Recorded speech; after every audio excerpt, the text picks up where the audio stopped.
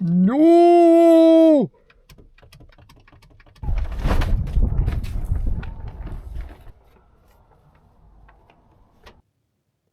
Well, my window regulator is broken. So, we're going to fix that today. This one, I'm not going to do a step-by-step. There's a video by Mod Mini that goes in great depth in this, and I don't think I could do any better than him. So this is more of an overview plus some tips that I want to show. With more involved procedures like this one, I do try to make a checklist. So I've got a checklist for this one. Go ahead and check the link down in the description for this spreadsheet. And then if you want to see the detailed video, I'll link Mod Mini's video up here. All right.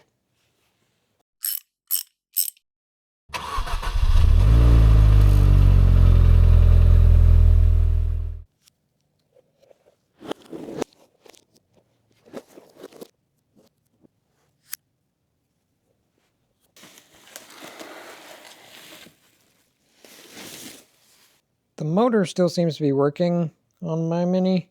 Mod Mini recommended replacing the motor anyway because those tend to fail as well. So this wasn't that expensive, so I just bought the whole replacement.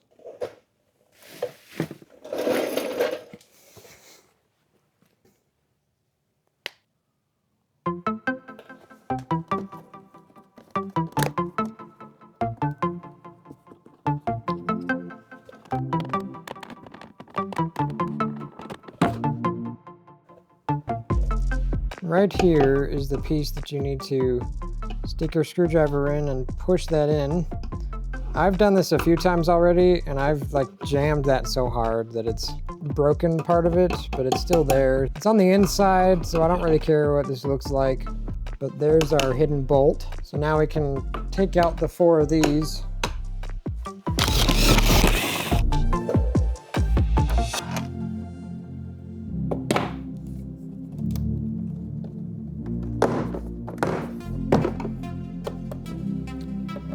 How do you unplug this? Looks like there's a little clip thing right there. Ah, there we go.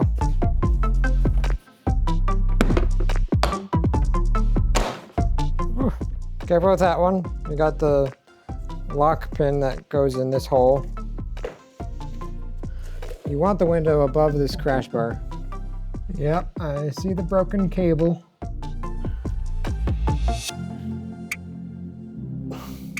If you're having a hard time lifting this trim piece like I am, you can stick a screwdriver in right here and then tap it up with your hand. That helps break it free.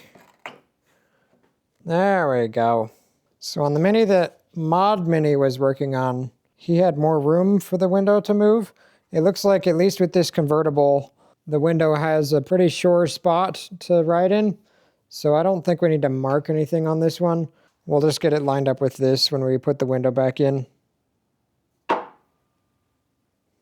If you don't have this and you have more room for the window to move and you're not sure where to put it back, I recommend using a marker and just marking right where this lines up. This shouldn't be visible when that trim piece is on, so it's fine to put a little mark there. When you're in the door here, you can see where the rail bolts into the bottom.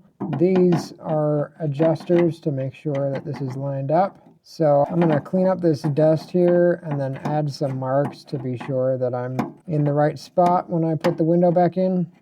Same for this side over here.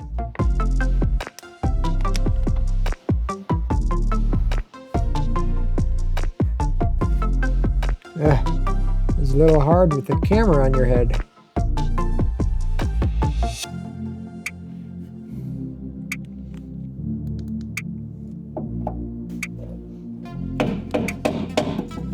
Gotta keep track of righty tighty, lefty loosey.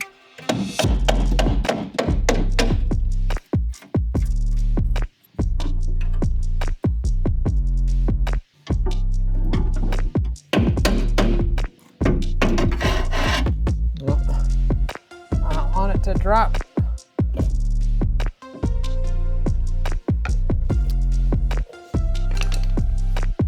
Where are they? You can use one of these kinds of clamps, either kind, whatever you want to clamp the window with. I couldn't find two of these ones, so I just grabbed two different kinds, but using this, you should be able to keep the window from falling. Just don't tighten it so much that you end up breaking it somehow. But now, with those two in place, the window shouldn't drop. I gotta get a haircut.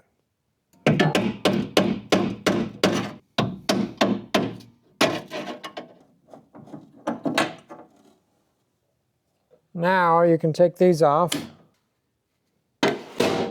Oh! Okay, don't do that. I should have been smart about that. Luckily, nothing broke. So let's just carefully lift the glass so we don't scratch it.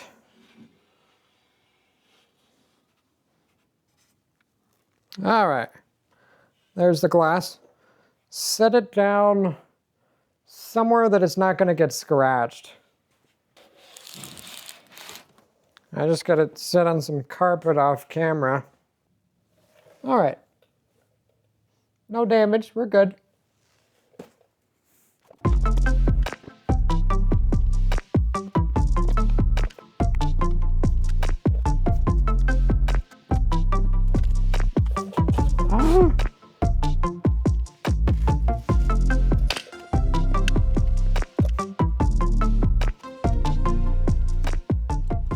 It looks like this speaker has never been removed. This is original, so it's got like a seal on it.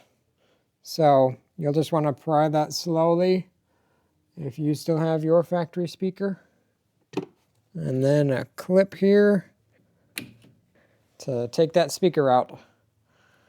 Careful about this side, don't touch it because that will damage the speaker, make it not sound as good. And this is a big magnet, so be careful where you set that as well. We'll just set that over here. Yeah, I think that's broken. And there it goes. Okay, what's next on the list?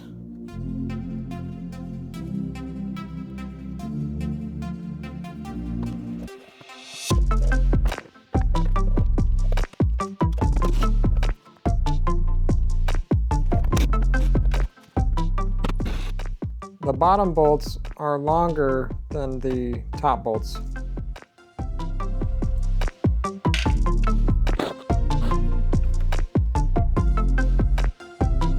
Man, that's so tight. I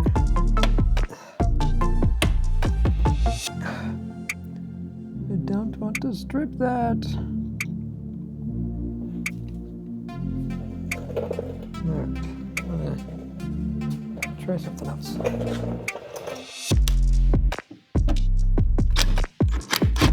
There we go.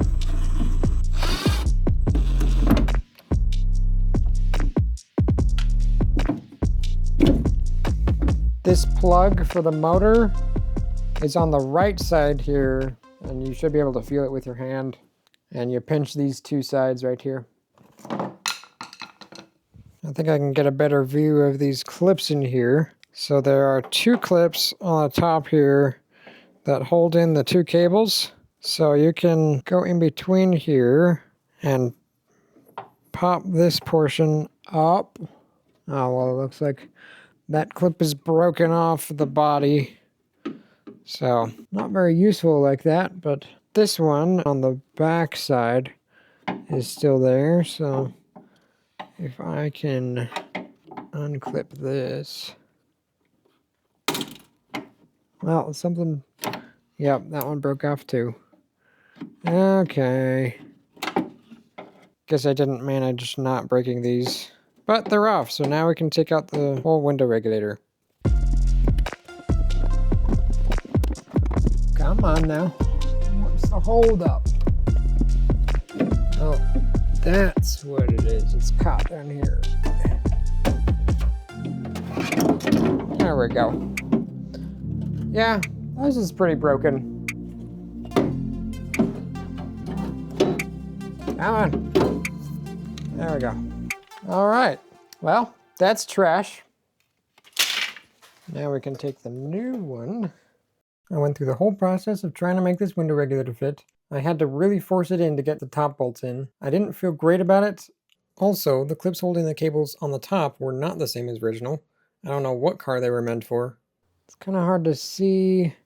The original hole is that small one there. And there was a big hole right here. I could fit that into. It's pretty tight. This one, I also had to move it to a bigger hole. In the end, this didn't work, so I'll show you my solution later. So those clips actually took long enough. I decided to call it a night. It got pretty late. So this is my day 2, but after that difficult part, I've got the rails in, the power is working, the clips are in, so the rest of the reassembly should be fairly quick. Oh, how wrong I was. I ended up going through most of the reassembly before deciding to test the motor. Next is the window. Carefully.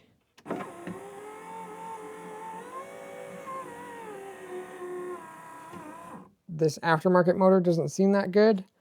I'm gonna try and see if I can swap the motor. I might have to take the whole rail out though.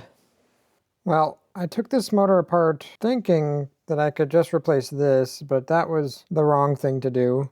Yeah, if you wanted to see the inside of this, this is a big magnet. If I can take it out again, there we go. So that's pretty cool. It's got the coils and everything and loads of magnets here. So putting this in is kind of hard. There we go. Not bad the second time. I tried swapping the motors from the old regulator to the new one. Don't recommend that. Ah, no.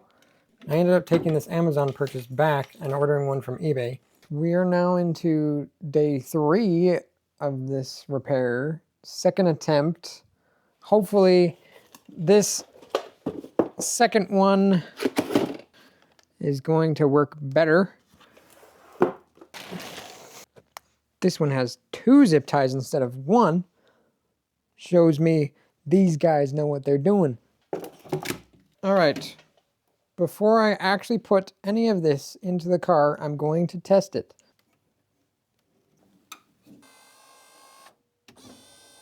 This feels like a stronger motor, so I'm hoping that once we get the window in, this should perform better than the original replacement. The problem is, they still have these clips. What are these clips? These are not to this car. I don't understand this, but I guess I gotta deal with the same clips. Unless we make our own. How, you might ask? With the power of 3D printing! Wow.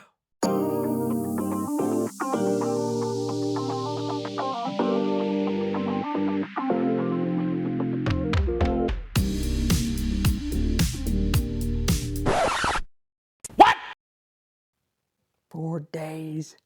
4 days. This should have taken 2 hours. Help me. So, I looked in the box again, and it has this note. This product may look different from your old unit, but all mounting points are the same for hassle-free installation and will not affect its performance. This is the original clip with the portion right here that broke. I 3D printed one. This has the missing clip that broke. There we go. It's got that missing there. So I printed that to replace it. This is what it came with. This does not match this in any way. This is too big and this is too tall that it doesn't fit in the same space that this does.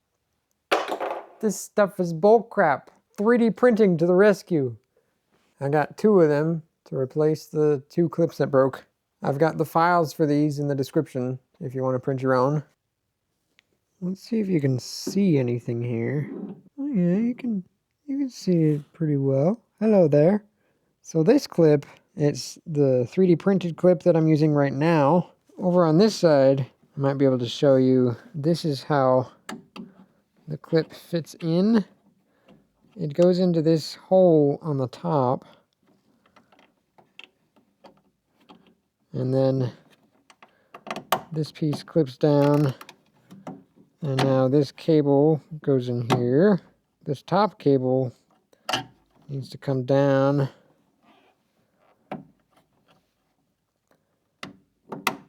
And there we go. Now it fits properly. Look at how clean that is. That was way messier before. So good job, 3D printer.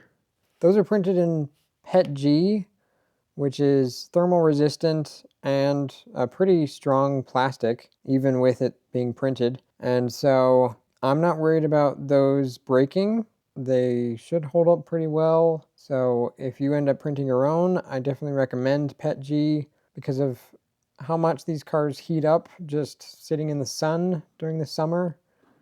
And so PLA will most likely warp and could get brittle, but PETG should help with that. And now these cables are actually tucked out of the way. With the aftermarket part, these cables, they were sticking out and touching the window. So now this is much cleaner. Let's not forget to put this last one in. This one actually does fit from aftermarket. And now we can finish up the rest.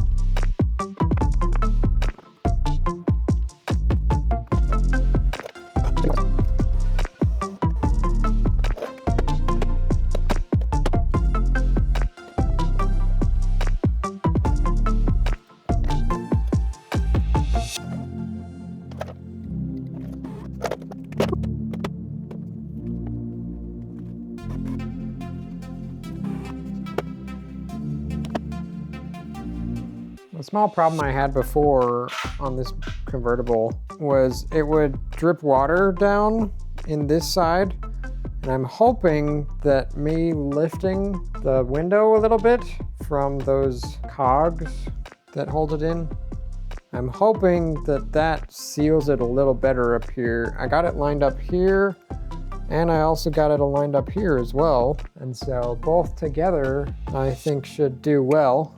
So I'm going to finish tightening it up.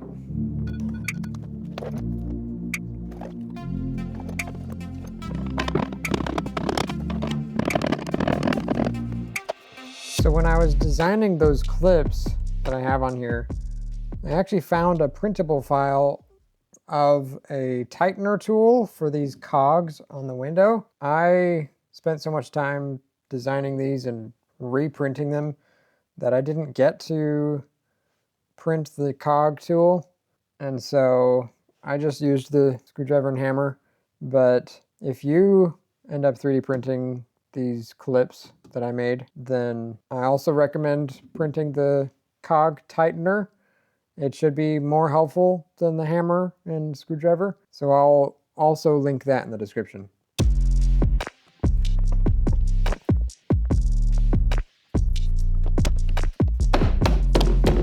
There's clips all along. There's clips all along. There are clips all along here and along the top. The ones on the sides, I'd say, are easier to line up first, and then you can put these top clips in if it'll keep the side ones in. Come on. There we go. Just gotta pound them in. Yeah, the light. I always forget the light. Gotta make sure the cable is going through the hole. And then we can plug in this light. There we go. And I believe that's all the clips. All right, long screws on the front side of the door.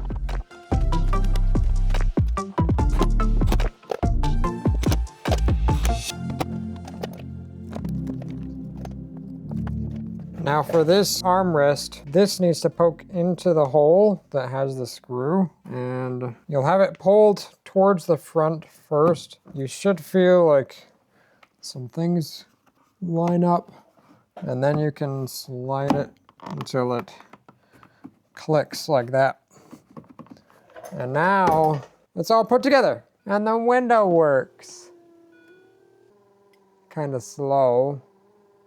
Might be because I haven't started the car in a while. Yeah, that one's getting slow too. I might have to jump start the car, but at least the job is done. Oh, almost forgot the outer trim. Looks kind of ugly without that.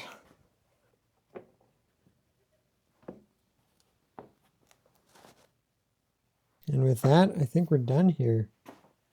Hey, I'm the one who's supposed to be doing the outro. All right, calm down. This took me a lot longer than I expected it would, but that was also figuring out aftermarket crap and making my own solution. So hopefully this will help you if you choose to go aftermarket. So I hope this helped you out. Stick around for more videos on rigs and wrenches. Peace.